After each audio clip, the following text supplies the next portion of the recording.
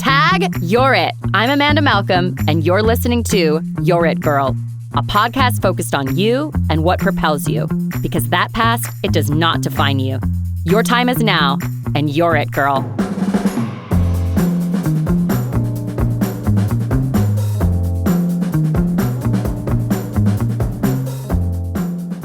Hello, everybody, and welcome back to the fourth episode of You're It Girl. Now, this is important.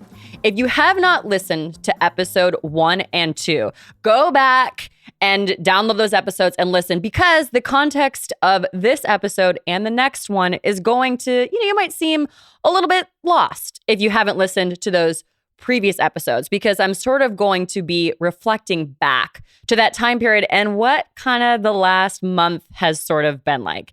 And I gotta be honest with you, reflecting on the last month or so has, honestly, it's been a little bit much. There's been a mix of emotions that I really was not expecting. And I don't think anything really could have prepared me for it, but there's kind of 5 things that really stand out. And if you've ever, been through kind of this type of journey before, and I call it a journey now because it really sort of seems like it, when I look back at conversations that I've had with people and what sort of transpired, there's kind of 5 key things that sort of stick out. And, one, I am overwhelmed and touched by the amount of people that have reached out to me sharing similar stories.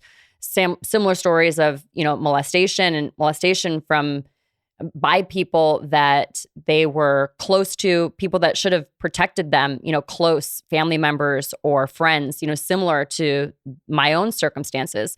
And then also people that have reached out to me with similar stories of abuse and neglect and substance abuse and how those things sort of affected, their life. And some of these individuals have never told a soul.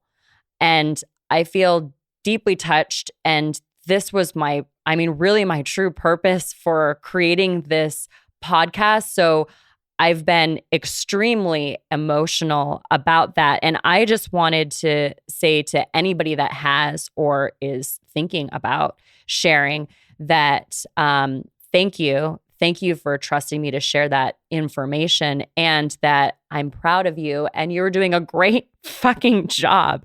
And so keep it up, because you are honestly driving my purpose, and I've never felt stronger about it than I do now in this moment.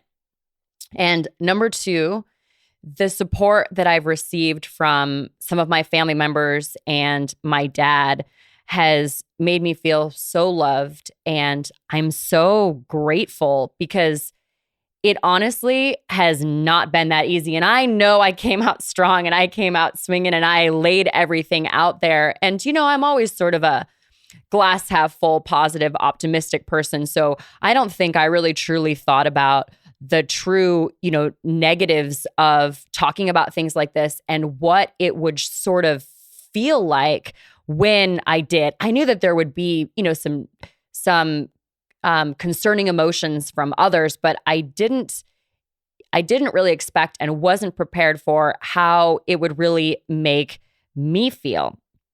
And so I wish I could say each of my family members' names that has, supported me through this, but I promised many of them that I would, keep these things sort of to myself as sort of silent support, and their thoughts are not mine to share. But what I will share is one of the thoughts from my sister, Mackenzie, and I know she's comfortable with me sharing this.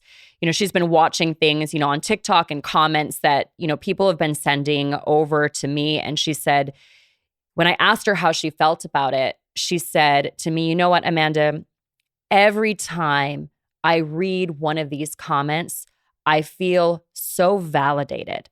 And it is making me feel better every single day." And so she said it with such conviction in her voice. And I'm so proud of her. Mackenzie, I'm so proud of you for everything that you've become and everything that you've overcome. She's committed to helping others with her job. She's a social worker. And I think a lot of what happened in her past is the reason why she chose this career and chose to help others. And so I just want to say, Mackenzie, that you are making a difference. And I'm glad that me talking about this is sort of helping you feel validated and then, further grow as you continue to heal from all this as well. And this is super important. I have to set the record straight on this. And although maybe only one person said this, the person that did said it is capable of sort of, spreading a lot of rumors and causing quite a bit of damage. And I think enough, I don't really want to call it damage, but I think enough has been said that is, extreme, that I want to clear this up, that no, my dad is not the person that molested me. I promised my dad that I would clear that up. And so, Dad, I'm sorry that you had to endure that, even though maybe that only came from one person, but I just wanted to be clear. And I love you and thank you for your support while we were having all those conversations the last couple of weeks. Number 3, this is very important because somebody recently asked me how it is that, how I've been and how I've been able to kind of get through this sort of process that everyone's sort of calling a healing journey now. And I said a few things. 1, I said faith. 2, I said my family and friends. And then 3, I said yoga. And the support from my friends really just makes me want to cry. They check on me every day. Somebody calls. Some of them have even sent me flowers. My friend Lauren sent me flowers saying that I was not garbage. And someone actually said to me, someone that's close to me, that's part of the story, said to me that I was a piece of garbage for saying that I was molested. And so I got flowers the next day from a friend of mine. And I just want to say that my friends are uplifting me and keeping me sane and keeping me smiling, because there's no way that I would be able to truly navigate this piece of, getting past this part of the podcast without them. Because and there's a difference between these two things, although I feel very lonely right now, and that's not to make you feel sad if you're listening or watching this, but although I feel very lonely right now, I am in fact far from being alone. And that is helping me get out of bed in the morning, because right now I'm kind of struggling to get up before the sun. And that's sort of my motto, like get up before the sun. So number 4, here's the crazy part. I think you can already tell kind of by the tonality of my voice, and if you're watching by sort of my mannerisms, that I'm shocked by the emotions that I felt. I did not expect to feel so exhausted for so many days on end. And apparently that's pretty normal for what I've just talked about and released into the world. But I am so freaking tired of being tired. And not only have I felt lonely and sad, but I've also felt really like naked and exposed, especially in groups of people that know me quite well. And the reactions have been really quite odd. Some people gravitate towards me, and usually it's to, tell me something that they want to share. And then I've noticed it's also kind of become very common for someone to come up to me and sort of say congratulations, and then ask me something deep about the podcast. And then when I go to answer about something personal, they get very uncomfortable. And then I can sense immediately that it's sort of time to change the subject. I think maybe it's just because they're used to me responding with something so, bright and positive, that this is so realistic that maybe it's sort of just kind of, catching them off guard. And then, there's people that don't even know it all. And so I think they're probably just going, what the heck is up with Amanda? Is she just right now, it's allergy season. Is she just taking a lot of Benadryl right now and is just like subdued by all the pollen in the air? So anyway, my emotions throughout this whole thing have just been a little bit odd. My brain's been a little bit fuzzy. My body feels a little bit weak. And I've never really felt that way. So part of me just wants to snap out of it. And then a part of me just keeps reminding myself to just feel to heal, and breathe. And so all of you that know me or think that you know me are sort of experiencing a different Amanda at this point in time. It was unexpected and it's been interesting, but she is evolving and you are literally seeing that as it happens. So I can't guarantee what's going to happen. And it should be really interesting. It definitely wasn't really what I planned. And I'm generally that person that's sort of misprepared.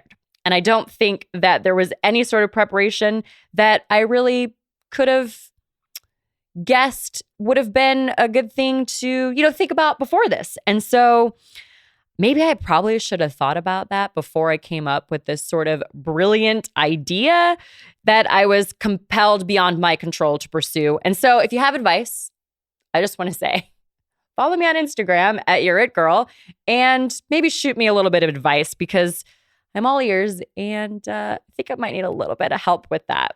And I know that my friends would be they would be clapping and saying that I'm so proud of you right now, Amanda, because you actually asked for help. Because I think they all know that that's something that's really impossible for me to do. So that's another milestone, by the way. And it turns out that all you really have to do is tell all your deepest, darkest secrets to the whole entire world. And then you can actually ask for help because if you don't get it, you kind of already know, what you're faced with and you're used to doing it by yourself. But if you do, I kind of feel like, what have you got to lose? So anyway, if you have any suggestions, message me. And finally, number 5, this is where it really gets interesting. I was caught off guard by things that I wasn't expecting. And I guess I should have been prepared for. And, if you're a good friend of mine, you would know that I like to be prepared. I anticipate things so that I can be the most prepared. And this is really kind of a product of my childhood, being in situations where I felt sort of out of control. So now in my adulthood, I always try to best prepare myself for whatever it is that I'm doing for like a good, outcome, things that I would sort of expect to happen based on what I was doing. And so I was caught off guard by some of these things. And mostly they're reactions from other people.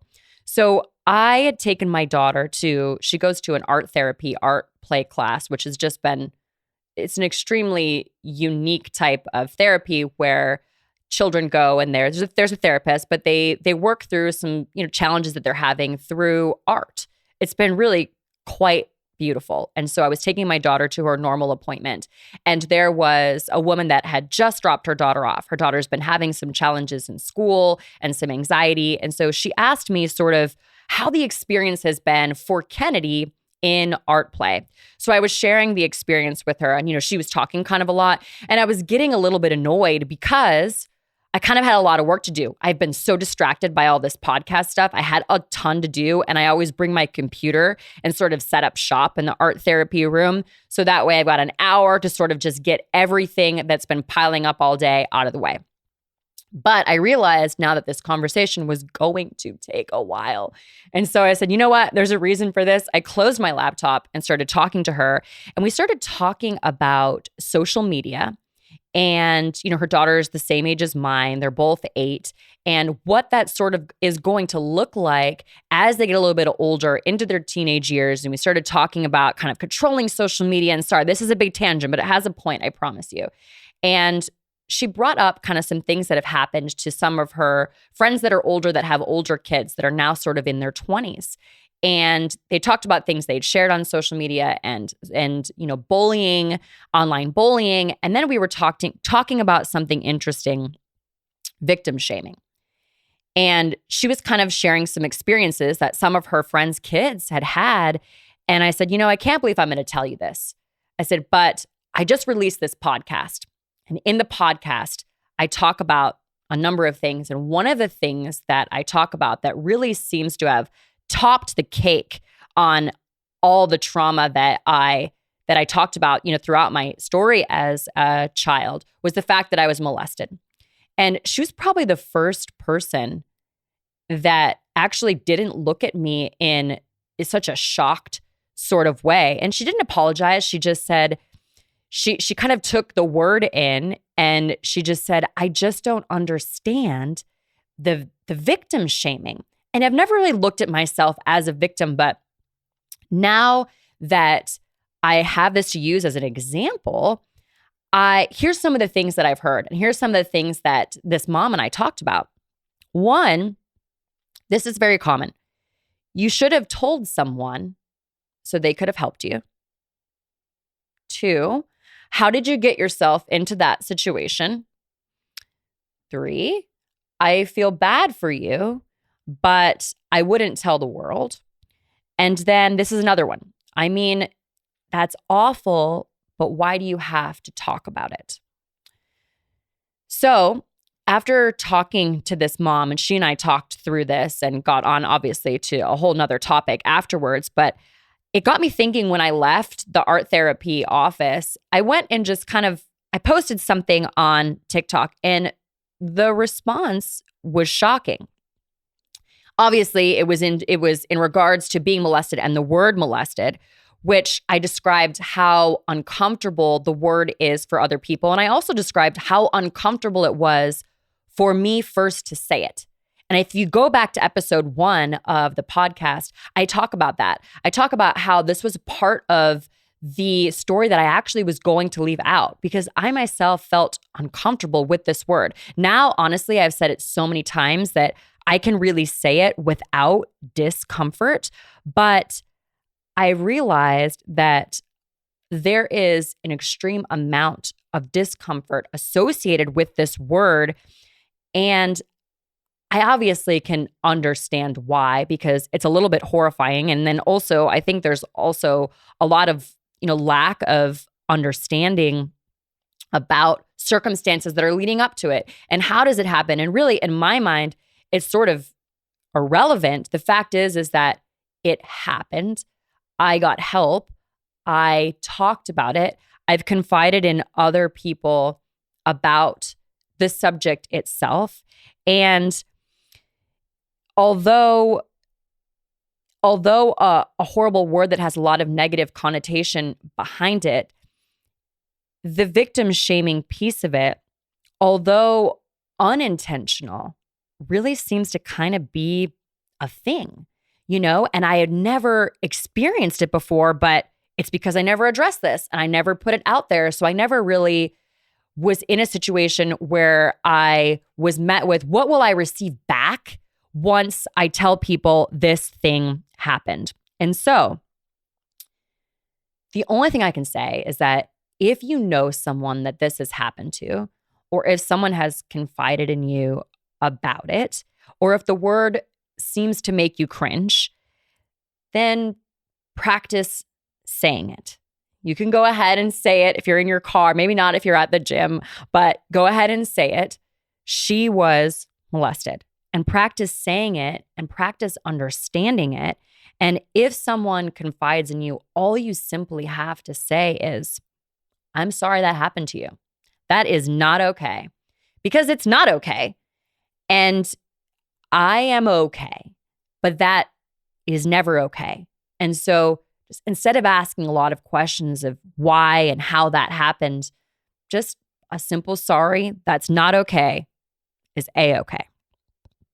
I was really kind of surprised that this, again, topped the cake of experiences that I shared. So I wanted to really address it early on in this next episode because it's kind of been a little bit of a hurdle. And it was a difficult thing for me to admit because it really happened so long ago.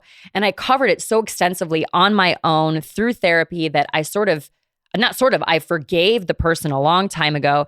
And I felt so far from a victim that I guess I just wasn't expecting the reaction of others. And so now that I finally told this secret, I'm overcoming a new obstacle, which I suppose must have been inevitable all along. And so it has a purpose for me to relate to others. And now I must fully endure and understand all that comes with having that negative experience of being molested. And like so many things that I've come to realize on this podcast, it really does take a direction of its own, which a lot of people told me it would, and it certainly has. And it started that way. So I'm going to continue to let it sort of lead. And I'm not a follower, but I am going to follow the direction that it is pushing me to go. And one very important direction that it took very early on is this. In preparation for its launch, it led me to a crossroad that is really was a very important decision that I had to make. And that decision was whether or not to tell my mom that I was going to be talking about past experiences from my childhood in a public podcast. Having listened to the entire story now, if you went back to episode 1 and 2, and then now we're here at this 4th episode, there was one other in between, my incredible friend, Vita Galore. So if you haven't listened to her episode, definitely listen to that one as well. But having listened to the entire story from the beginning, what would you have done? Would you have told your mom? Or would you have launched the podcast without telling her? I asked those closest to me, and their guidance really helped me decide that it was best to prepare her, because people generally react best when they're prepared, right? I know I do. And so, how do you think that went? The response was really, again, nothing I could have prepared for, even though the past should have been a good indicator. And I don't mean to leave you with a cliffhanger, but I'm going to, because the next episode may be the most shocking one yet, because I am going to talk about what that was like, because I do think now it is very important to sort of understand when you are close to someone, you're dealing with anybody that struggles with any sort of substance abuse, when you confront them about something, how that reaction generally goes. So stay tuned for the next episode when I will be talking about just that. Thanks for listening.